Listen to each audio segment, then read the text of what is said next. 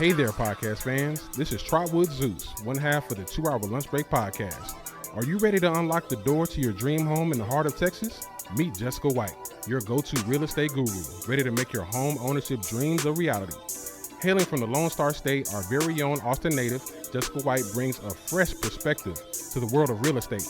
With her deep-rooted understanding of the Austin Metroplex, Dallas, and Houston, Jessica's expertise will guide you every step of the way. But wait, there's more. Jessica isn't just about business, she's also about building communities and fostering diverse home ownership. Connect with her vibrant community on Instagram at The Color of Real Estate for a sneak peek into her world of stunning properties and thriving neighborhoods. Ready to take the plunge? Visit jessicawhite.kw.com or give her a call at 512-568-7124 to kickstart your journey to finding that perfect place to call home. And guess what? Don't forget to mention the code 2HLB for an exclusive surprise. Whether you're in the heart of Austin, the buzz of Dallas, or the charm of Houston, Jessica White is the real estate trailblazer you need by your side. Get ready to turn that dream home into a reality. And it's coming home to Texas. It's coming home all the way to Austin, Texas, baby.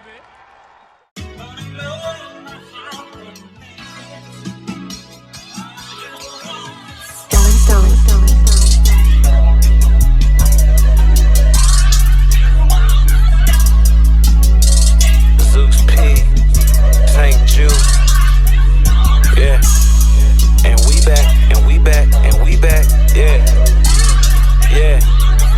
Zeus P, St. Jude, coming to you live, you don't know what to do. Hey, take an hour break, better yet two.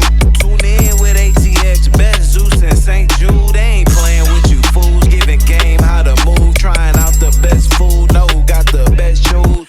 Real world thoughts coming from some real men, big business, bigger pockets, even healthy children. I hit that 2-hour lunch break when I got a fun day. Got a flex for this shorty that should be on the runway. I be laughing at the football days of tight shins, fart bottles, even some healthy products for my skin. It's an all black affair, bring your white friend. Kick your feet up, roll something, let the light in. Man, it's the 2-hour lunch break, dog, I'm locked in. So turn your speakers up a notch and grab the white gin. And when I'm on the road to the office or the crib, it's Big Zeus, St. Jude, the ones I wanna hear. This is that 2-hour lunch break live from Lady Bird J Lake. Coming to you live, put it on for they city. This is that 2-hour lunch break live from Lady Bird J Lake. They got everything from the pretty, ugly, and gritty. This is that 2-hour lunch break live from Lady Bird J Lake. So tune in, my dog, you don't wanna miss nothing. This is that 2-hour lunch break, cause one is for pump face. Don't believe me, ask the city dog, I ain't bluffing. Zeus P, St. Jude, O and me, cap status, same crew, different moves, bigger pay dues. ATX, what up?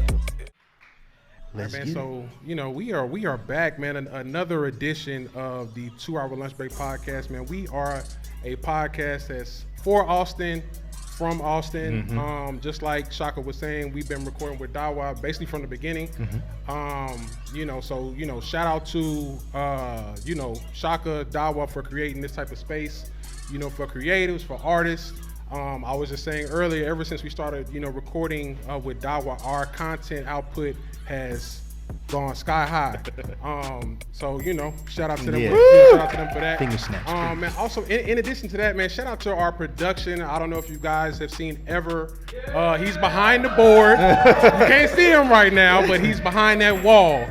So shout out to him. So I'm Zach Pettit, aka Trotwood Zeus, one half for the 2-Hour Lunch Break podcast, and I got my co-host Saint. What's going on, y'all? And we got a special guest this evening that's going to join us for the pod. I don't really need to give him an introduction, but I'm going to anyway. But this gentleman has been doing amazing work with Austin Urban Technology Movement, Autumn HQ. But what Autumn does, it helps bridge the gap for technology industry for Black and Hispanic people by doing job placement, career development, and networking. This is the president and CEO, Micheal Ward Jr. Pleasure to meet you, brother. Thank you. Great to be here. Looking forward to the conversation, just sharing more about the work that we've done and also seeing how we could continue to collaborate. I like this. Thank you, man. Thank you. So we're gonna ask some questions, man. We gotta know. So give us the mission and goals of Autumn HQ. Sure. So first I'll say that I've been here in Austin for 7 years, but I'm originally from Miami, Florida. So growing up in Miami, I saw everybody. Right, I got best friends who were Colombians, who were Cubans, Puerto Ricans. That was Dominican Republic. I had people who were Chinese, that were Russians. I had a whole bunch of Caribbeans because I'm Jamaican. Right. So I literally grew up seeing everybody. Yep. Went to school in North Carolina, worked up in Boston for 15 months too long, and then came to Austin in 2016.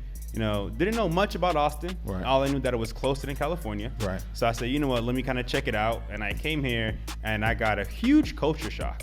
I thought Boston was a culture shock. I thought North Carolina was a culture shock, but Austin, Texas was a culture shock.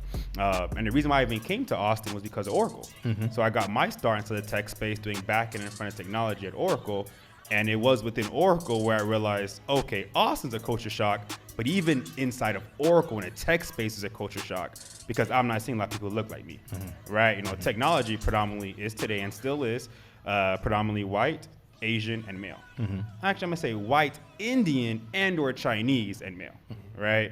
So when I think about that aspect and I think about the work that I wanted to do and where I came from, I immediately said, there are not a lot of people who even know about this opportunity, right? And I wanted to change that because it wasn't until I was about to graduate where I found out about Oracle, I found about the tech industry, I found about all these different opportunities. And then when I get to Oracle, when I actually look under the hood and I realize, oh my goodness, this is nothing but a gold mine. But yet those that are black, those that are Hispanic, those that are from the 305, those that are from my hood, they're not seeing these opportunities or being able to take advantage of it. Right. So after years of being in Oracle, being inside the tech space, decided to ultimately leave corporate America and formalize my own entity, which is Austin Urban Technology Movement, that helps get more blacks and Hispanics inside the tech space. Gotcha. So I know you were previously talking about some of the challenges you faced in the tech industry, man. So, tell us a little bit about some of the challenges you faced since, opening up Autumn HQ. Like, what challenges have you all faced in the tech industry? I think you guys got your 501c3 in like 2020. How have things been for you since then? Sure. So the first thing I'll say that in the tech industry as a whole, there's not enough individuals that are black and Hispanic that has the skills or experience to fill all the jobs in the tech space, right? If you add up all the people, black, Hispanic, white, Asian, there are still not enough people to fill all the jobs, right? So this is not just a black and Hispanic issue, this is just an issue for the entire tech space, right? So I level set that because when we started working and getting the work that we wanted to do, we were like, all right, let's get all the blacks and Hispanics who got the skills and experience these jobs. But then it was like, wait a minute, they're not even having the skills and experience because they're not being taught this in education. So we had to go even further and say, well, before we get people jobs, we actually have to train and develop people to have the skills and experience to get those jobs, right? And in those who are inside this space, we got to give them way more visibility because we're a small number, but we're still there, right? So overall, those that are black and Hispanic make about 15% of the tech space. So I was like, okay, well, how can we get those individuals from entry level to mid level? How are we getting them from mid level to senior level so that they can be successful and they can help us do our job a lot better, right? So today, the biggest challenge that we face is that there's just not enough partnerships, not enough people doing this work and really highlighting like the pathway forward so that more and more individuals can actually get in the door and stay inside the tech space versus getting in the door but then going elsewhere because they don't feel it's a good culture or a good place for them to be or not a lot of opportunities. Now, you talked about the culture shock and experience when arriving into Austin, right? And then I've also recently seen that you spoke to City Council here, urging them to keep the diversity here in Austin, Texas. Is that just your only focal point? Is just that, the diversity is very, very important just because of the 50 percentile? Or is it more just on the aspect or diaspora of we need your help? Austin, Texas, we need you to help us bridge this gap and collectively help us get this connection going? That's a deep question. Oh, man. What I'll say is all of the above. And the reason why I say all of the above is because it's a layered issue. Right. And people sometimes look at it as just like black or white, right? And it's not just that. So one aspect is, yes, there is a huge gentrification going on right now where people are just getting pushed out of their homes, getting pushed out their neighborhoods that they grew up all their lives, right? Some houses have generations going back not 1, not 2, but 3 and 4 generations that literally just can't afford to live there, right? So like our focus is definitely like, let's keep the people that are here in Austin, right? You know, and if you want to say the greater Austin area, right, you know, that even pushes out a little further, but the same thing is happening, is that people are getting pushed out just because they cannot afford to live there. So let's address that by giving them the skills, the experience, let's increase their wages so they can afford to be here. Like that's one problem. The other problem is that now people are creating technologies and creating solutions that don't have all of our viewpoint. So the solutions and the products and the services they created aren't really for the masses, it's only for a select few. And we're seeing that more and more people getting left out from those opportunities, and then has a negative effect for them. So look at AI. This is one example. Right now, we see AI being used in our criminal justice system. We see AI being used around loans. We're seeing AI being used around financial opportunities. So if you're creating a product or a service that is not being created by someone who's Black, someone who's low income, someone who's Hispanic, someone who is not part of the 1%, well, those parameters, those policies, those procedures that are being seeped into the product is gonna have the same exact bias that everybody else had when they first created it, right? So like, yes, I'm all about diversity. Yes, I want everybody to be at the table, but it's like a deep issue that if they're not, we're gonna see it generations later, which we see it right now, where those that are Black and Hispanic were not able to be a part of the gold rush that happened back in California, or take advantage of all the housing markets and take advantage of the different investments that happened many years ago, right? And like what happens now, those that are predominantly Black and Hispanic are either on the streets, living in poverty, or living paycheck to paycheck, versus taking advantage of all the great benefits that are out there in the world. All right, got it. So I know a big part of working in the nonprofit sector is, you know, built on collaborating with like stakeholders, right? So, you know, I know there are collaborations with like government agencies, educators, administrators. How do these collaborations like amplify the mission of Autumn HQ? Sure. So I'll say our stakeholders, we actually have 5 different stakeholders, okay? We have employers, right? We have governmental agencies, we have nonprofits, and we have institutions. The 5th one is individuals, right? And a lot of times people even think about individuals as a stakeholder, but that's a huge part of what we do, right?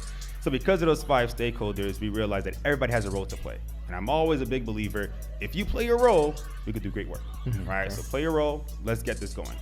So for us, the 2 biggest one that I'll mention right now from a stakeholder perspective is government agencies, and that's the city of Austin. So the city of Austin is one of our biggest funders because we do work for the city of Austin.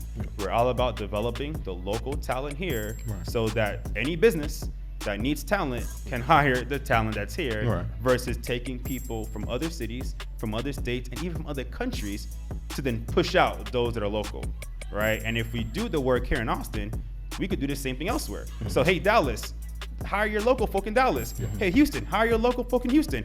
Hey, El Paso, hire your local folks in El Paso. Like, we don't have to remove people, you know, everywhere from one place to another. If it happens, great. By all means, it's okay. But that should not be our main focal point, right? We should not be looking for talent elsewhere if we have people right here. So working with the city of Austin has been a huge benefit because it keeps everything local.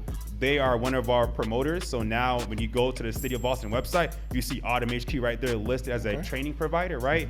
We are a career school for the state of Texas. So if you go to the state agency, Texas government website, and look up anything for training, we're listed there. Our programs are there because like we're doing that work. So it just makes it easier, right? Because 3 years ago, when we weren't connected with the city of Austin, it was boots on the ground. It was talking to organizations. It was really leaning more so into the grassroots efforts to get the name out there and let people know what we're doing so that people can leverage our services, right?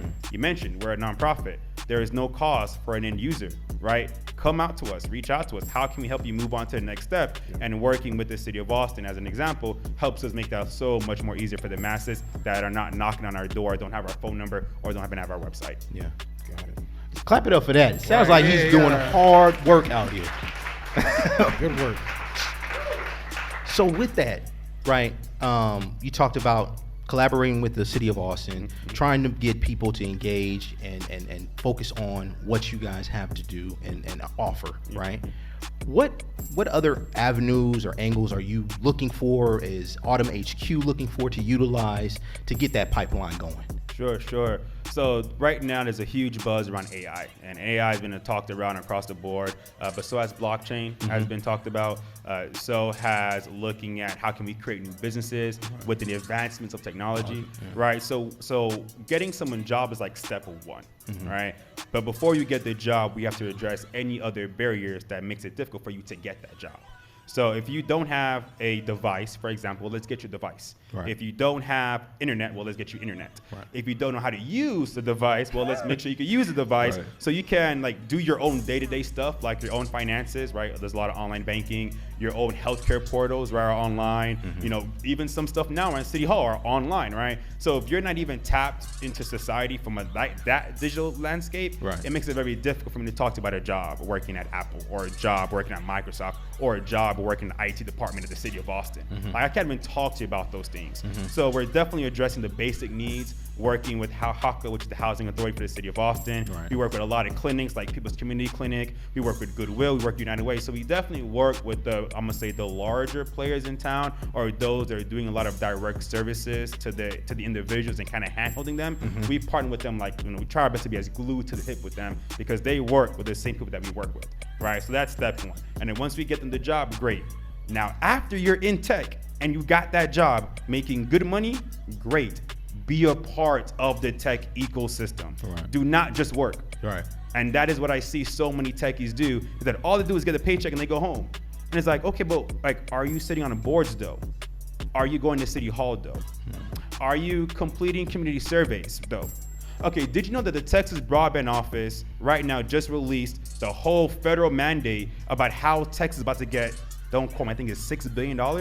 And it's like, all right, like, how are we gonna leverage that money? So if you're a techie who got privilege now, right? You're Black and Hispanic, right? You're making good money, you got a family, you're doing your thing, great, love you, thank you so much. How are you gonna help everybody else get that $6 billion though, so more and more people could become who you are, right? Like, so like the engagement piece is so huge, and that's what we're working on next.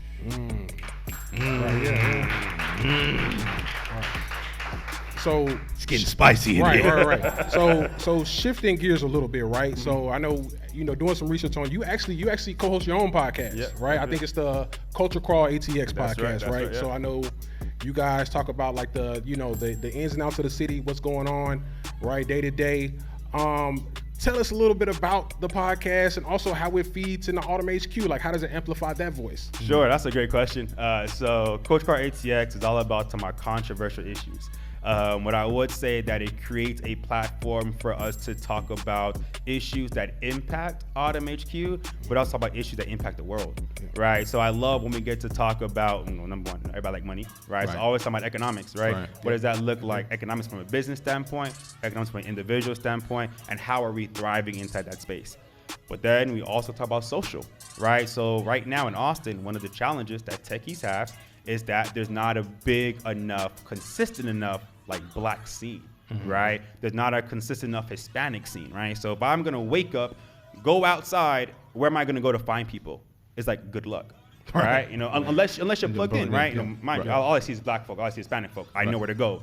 But if you don't know where to go, and you go out to your door, you go to the grocery store, you go to the coffee shop, you're most likely not gonna see people who look like you, right? So Culture Crawl ATX allows us to kind of bridge that gap, because now Autumn HQ, do your professional, do your work stuff, great. Come to Culture Crawl ATX to get that social aspect that you're missing, right? Get plugged in, come to places like this so that you can say, okay, I know a place where I can go, I can get plugged in, I can hear conversations that I'm not hearing in corporate America, right? I can hear conversations that I'm not hearing about inside my workplace because that's taboo, right? I can't talk about, anything that's impacting my culture or my family because you may not see it the same way that I do, right? But Culture Crawl allows us to kind of break those barriers and talk about things that are good, things that are bad, and everything in between. Beautiful, beautiful, beautiful. So let's talk about the future of Autumn.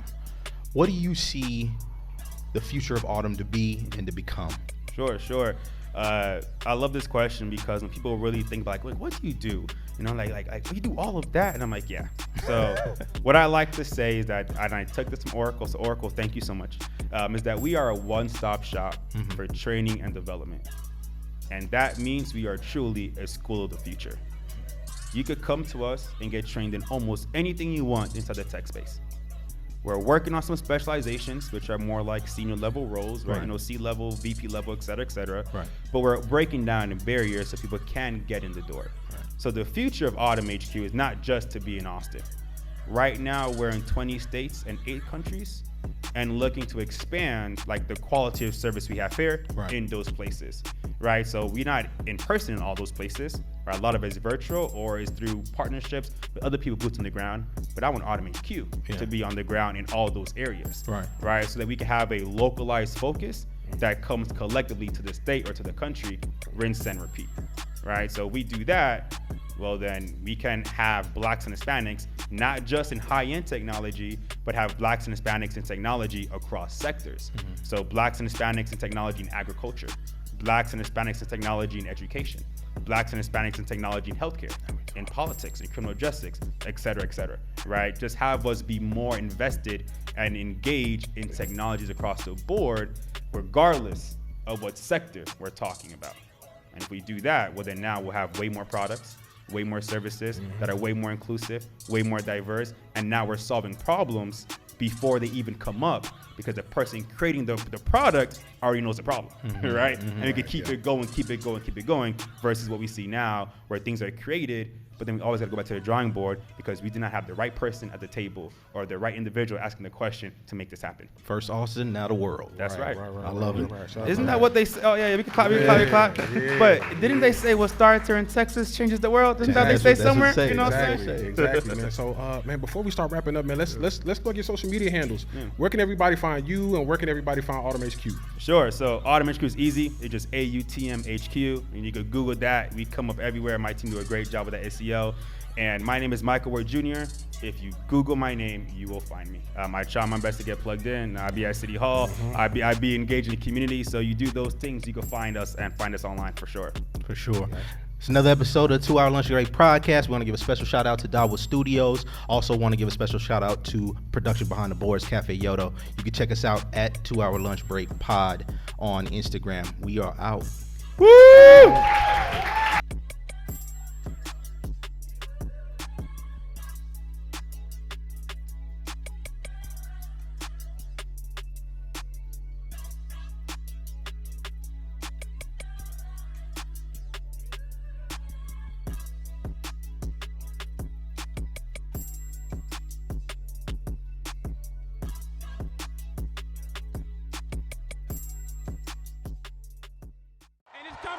Texas. It's coming home all the way to Austin, Texas, baby.